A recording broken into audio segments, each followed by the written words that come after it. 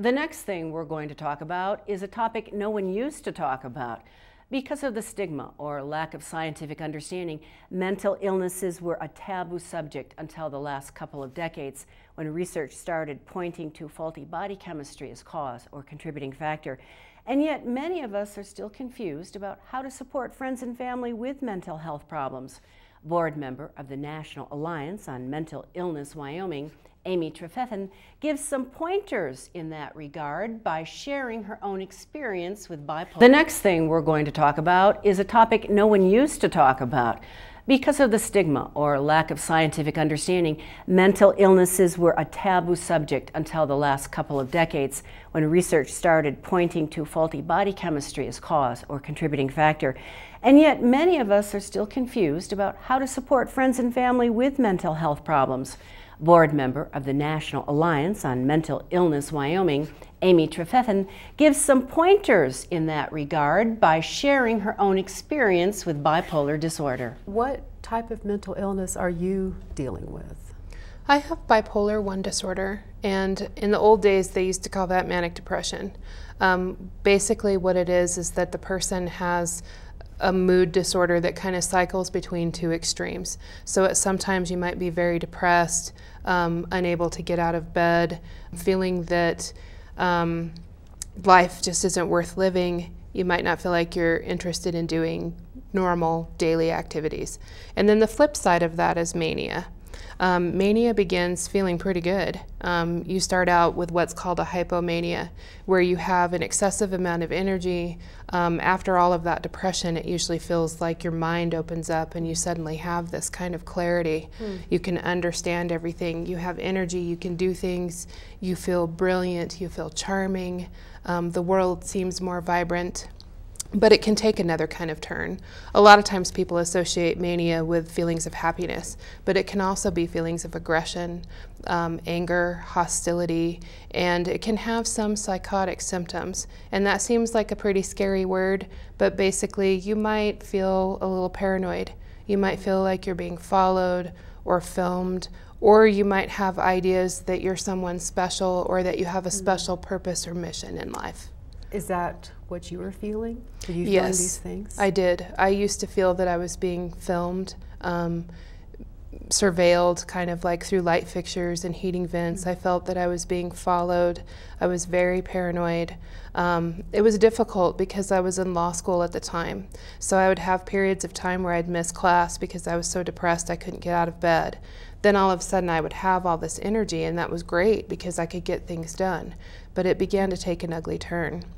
I am not a very angry person, but I would feel angry. I would get in fights with my brother. I was living with him and his family at the time while I was going to school.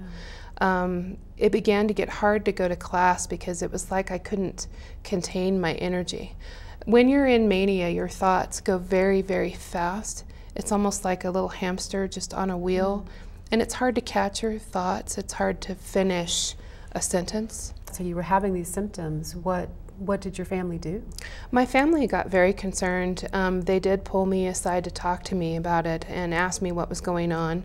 I just told them I was having a hard time adjusting because I was going to school in a different state other than Wyoming, and it was a bigger place.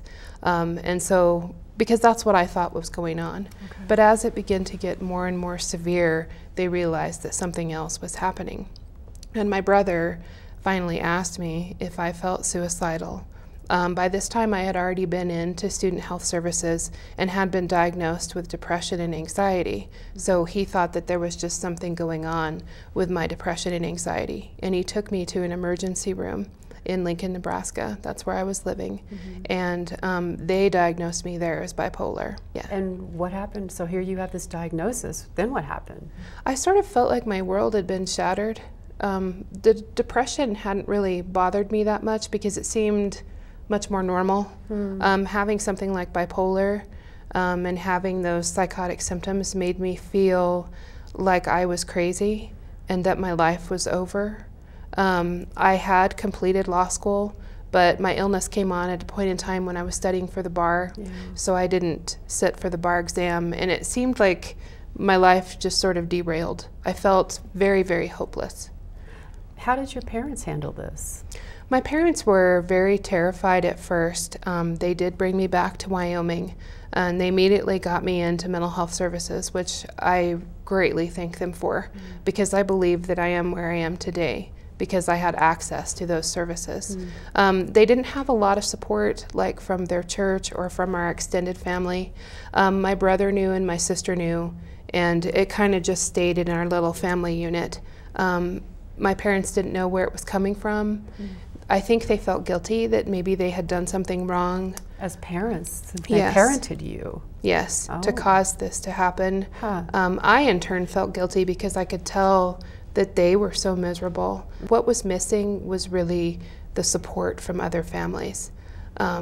If your child was diagnosed with cancer, you'd probably have support. They would have support groups at the hospital.